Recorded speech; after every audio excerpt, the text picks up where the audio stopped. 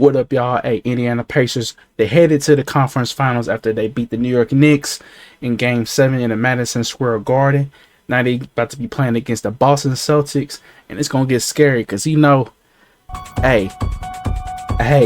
Boston Celtics, hey, we got the, hey, it's going to get scary, but, hey, Indiana Pacers, they better be ready, man, because, hey, they're the best in the East. So I want to see what they're capable of. This is the best test. Damn what happened with the other teams. Damn the Bucks. Damn the Knicks. Whatever. This team, the Boston Celtics, is the team that is regarded as the best in the East. So let's go ahead and figure out how we stand as a team, though. You feel me? So as a Pacer guy, it's cool to see the Pacers doing their thing, because my expectations when I was looking at this Pacer squad was mainly just expectations of hoping that this team can make it past the first round, and they exceeded their expectations no matter what the other side had, injuries or whatever. At the end of the day, a dub is a dub. That's all that matters. So, and they need this experience, as most of the players are new to the playoffs. So games that many people probably think they should have handled, or maybe even handled this series a lot easier, considering New York Knicks were without a lot of guys. Knicks were a tough team as well. You got to give credit to them. Give credit to the Knicks, because they were battling, and a lot of players played probably out of their mind that were role players or known to be role players. DiVincenzo, Josh Hart playing out of their mind. OG Anunoby, when he was healthy, playing out of his mind throughout this run. Jalen Brunson being that star, the main guy, the franchise guy carrying the team. So you got to give credit to the Jalen Brunson and that squad, man. They really battled even when they were short-handed. There were extra guys that played really great to step up. But now that doesn't mean, because if somebody step up as a role guy, that doesn't mean they'll do the same thing when the other guys come in if they were healthy. That's a lot of what ifs with like Randall and whatever, just mixing in different guys. You don't know how it would turn out, because then it's different touches, different plays and schemes. So you never know how things will turn out. It's a lot of woulda, coulda, shoulda. So at the end of the day, Pacers got the dub no matter what. They handle business. And also considering there's a lot of people that thought the Pacers wasn't going to get this game. And the Pacers brought out that dog, and they locked in, and they got the win. And shout out to T.J. McConnell, man, off the bench. Hey, Pacers definitely going to have to consider probably keeping McConnell. I know it might be tough considering what he's been doing. People might be trying to go after him in the offseason, so it's going to get tough. And then you got to consider maybe even giving Siakam a max. But I'm not going to lie, like I wasn't critical on Siakam early on, because I wanted to see him do more defensively and just bring more effort consistently, getting buckets, as he's supposed to be second option. And I was like, okay, you're that. Play like a max guy, because he shouldn't be just giving away max deals. And he showed what a max guy can do. That's how you play like a max guy. The game that he just had in the Madison Square Garden, with all the bright lights, with all the pressure. Hey, now that's how you do it. And then you got Halliburton doing his thing. He's stepping up, getting buckets, knowing that it was an important game, that he needed to score more than just play make. And he did that. He showed that. So props to him for doing that. And then you got your third guy who could put up some all-star caliber numbers at times in Miles Turner. Him stepping up, protecting the rim, getting rebounds, and hustling and sealing and battling with Hartenstein, because he's a tough guy right now. When you consider those guys on the Knicks, he's another one of those guys to bring up when you talk about tough guys that really stepped up. Like, yeah, so shout out to Hartenstein as well. But, yeah, Turner battled. And, hey, that trio, Siakam, Turner, Halliburton, they're going to have to step up and be at the best of their game when they play the Boston Celtics. If they're going to get out of that series and make it to the finals, I'll tell you that. They're going to all have to be at the best of their game, not to mention the bench. Everybody has to be on point. Everybody has to be on point. for real.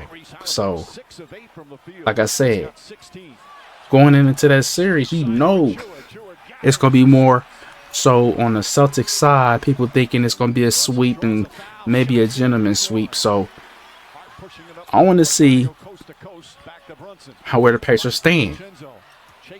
Can they play at a level to where they're, let's say, on their level of that level of top tier elite teams in the East that can compete for a title?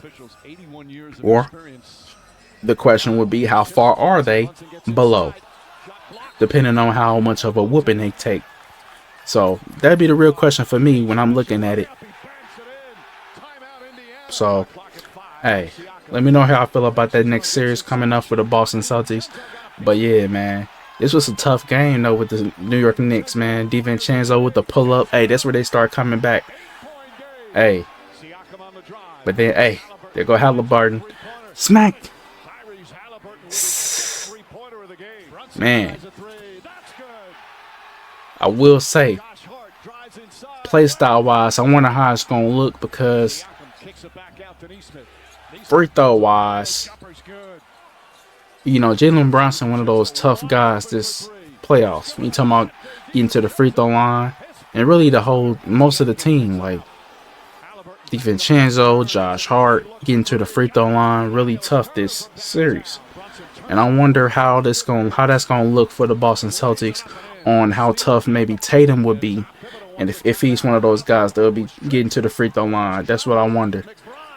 And then you got Jaylen Brown. I wonder how that's gonna look. But yeah, considering the matchups, I'm guessing maybe Aaron Nesmith would be switching on Jaylen Brown, and maybe Siakam maybe switching on Jason Tatum. That's what I would assume.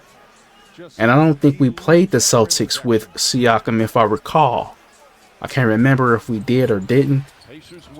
But if we didn't, it'll be different for them as they play us, because they'll be seeing a new squad basically with Siakam added, and even maybe an improved amount of players on our squad along as the year went on, with Toppin improvement. I feel like he's improved and just putting more effort in on defense, and hustling. I feel like, and just his improvement of shooting the ball, stretching the floor, catching and shooting.